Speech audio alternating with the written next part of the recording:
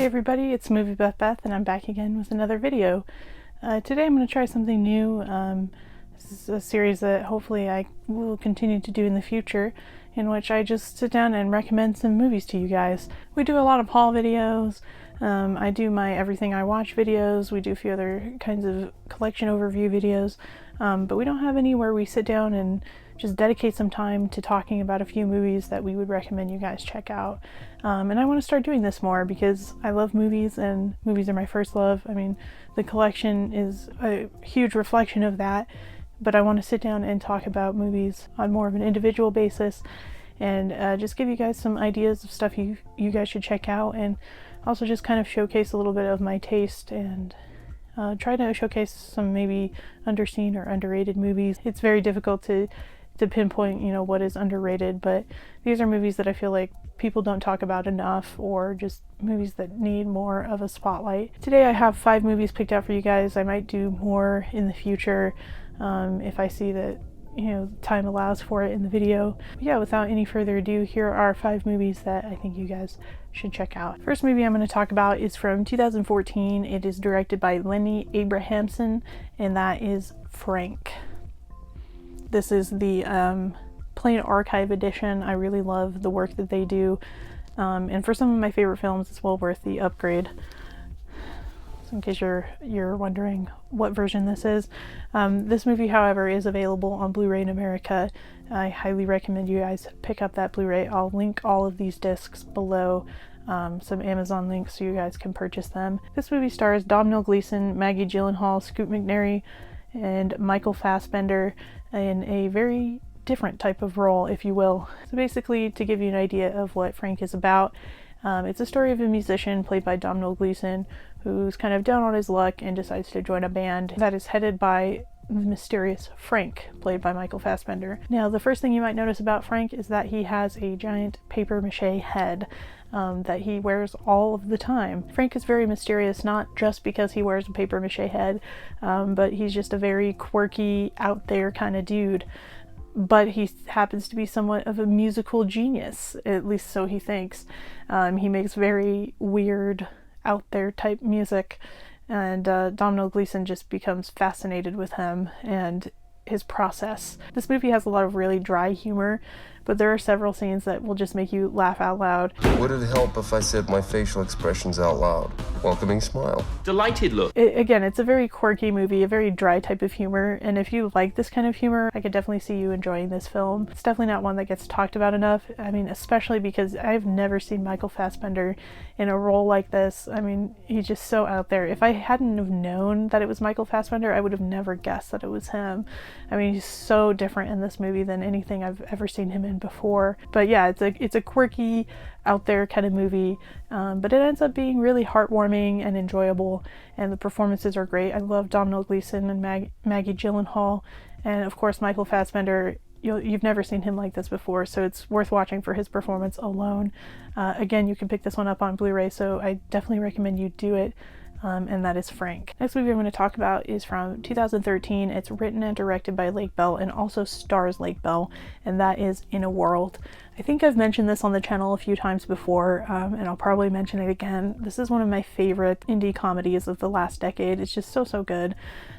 This is Lake Bell's directorial debut, and it just shows how much promise there is for her. It's so well written, and it's just a lot of fun, really quirky, in indie Sundance gem. Basically, Lake Bell stars as a down-on-her-luck vocal coach who decides to pursue a voiceover career much like her father's. Her father, played by Frank Melamed, who you may not know by name, but you probably know by face.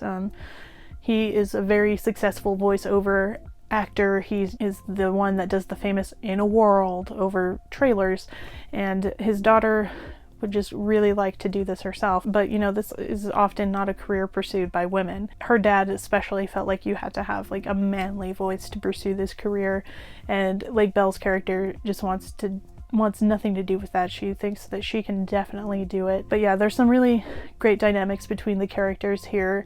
You also have Demetri Martin, who's one of my favorite comedians. He's really funny here, has some great chemistry with Lake Bell's character. Again, just great writing and direction from Lake, and she you know, she does it all swimmingly, you know, starring, writing, and directing in her first feature. She just does a great job.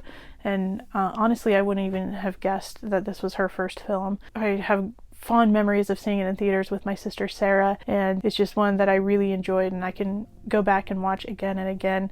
If you like quirky indie Sundance type comedy dramas, definitely check out In a World. It will be well worth your time. Next movie I'm going to talk about is from 2015 and it's directed by Jeremy Saulnier, and that is Green Room.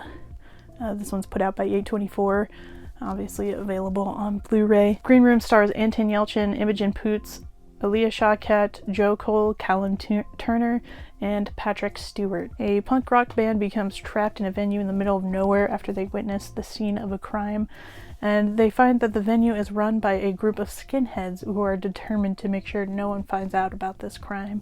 This is a great survival thriller that also combines the grittiness of the punk rock scene. Anton Yelchin, one of my favorite actors, gone far too soon. I know I talk about him on the channel often. He's great in this movie as the lead, but the person that really shines in this movie for me would be Patrick Stewart. I've never seen him quite like this. He is a very menacing, scary, creepy villain, and he does a great job in this different type of role for him. Overall, it's just very intense. You don't really know what's going to happen next. Definitely one you guys should check out if you haven't seen it yet. Again, it's just very gritty, intense time, and I enjoyed this one quite a bit. Definitely recommend it. Next movie I'm going to talk about is a 2016 film directed by Jim Jarmusch, and that is Paterson. This stars the great Adam Driver, who I think is probably one of today's greatest actors, if I'm being honest. Paterson is a week in the life of Paterson, a poet, bus driver, and his wife Laura, a very creative artist who live in Paterson, New Jersey, hometown of many famous poets and artists. I've mentioned many times on the channel before that I love films that focus on the characters, that don't necessarily have a lot of plot, but are just very dialogue driven and focus on the characters. And this film is no exception to that rule. It shows a great power of subtlety, and it showcases the quiet moments in human connection very well. Again, not a lot happens plot-wise, but when I'm done watching this movie, I always feel very satisfied, very at ease.